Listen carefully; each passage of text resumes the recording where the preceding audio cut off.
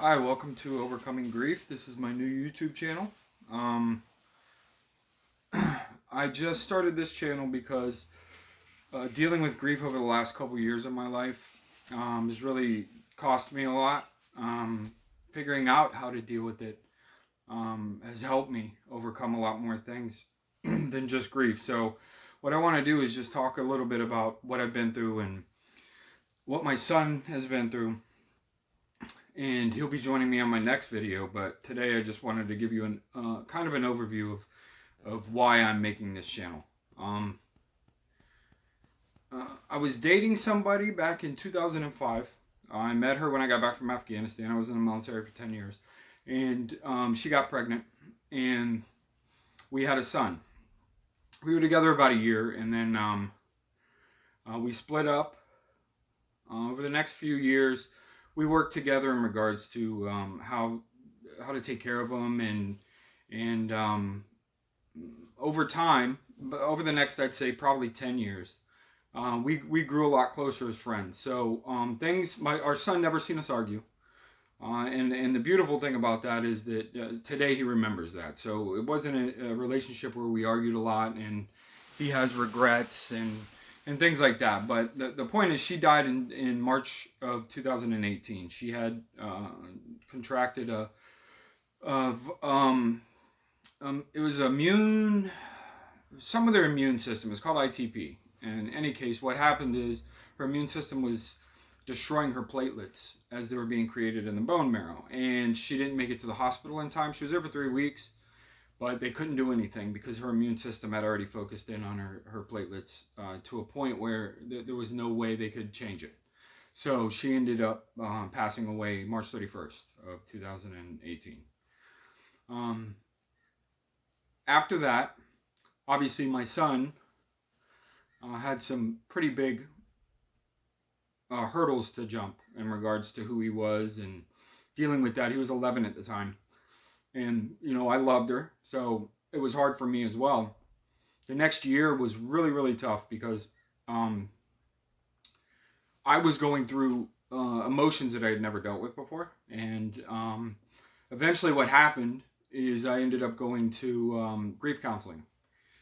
And with that, I learned some things about myself. I was working through a lot of the issues that I had with myself in dealing with it. And, that coupled with God and a few other things, because I am a Christian.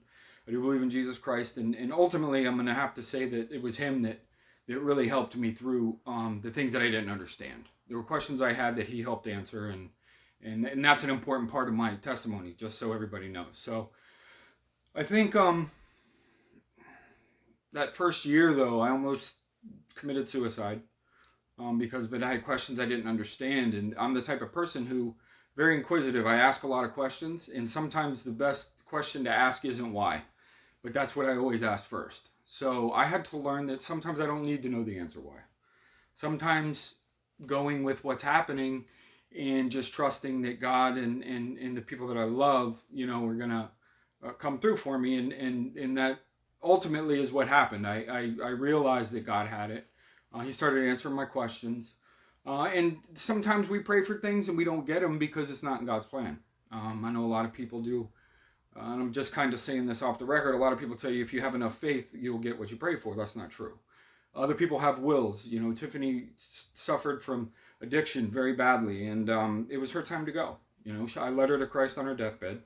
And I'm not taking credit for that, but I had the opportunity over 3 years of talking to her about God to be able to spend that time with her in the hospital before she passed to, get her to understand who God really was, and she did. So ultimately, for her, the time on this earth for her was 33 years, but with the time that she was given, I think at the end of her life, she did right with it. So as hard as that is for me to accept, or was to accept, it's definitely helps me get through everything knowing where she is right now. So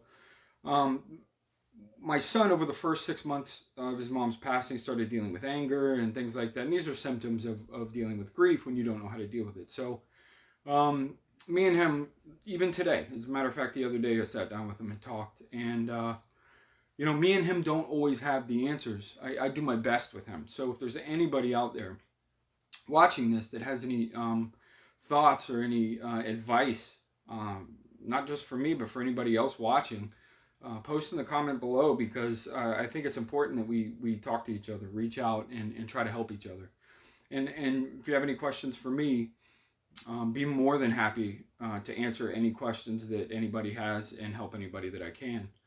But ultimately, through God, I think was the big answer. There's other answers. I didn't believe at that point in counseling really for something like that, and I ended up going to grief counseling, like I said, and it helped me.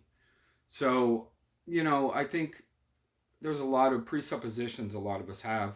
Some with medications. I could be on a bunch of different medications for anxiety and PTSD and a whole bunch of stuff. I choose not to.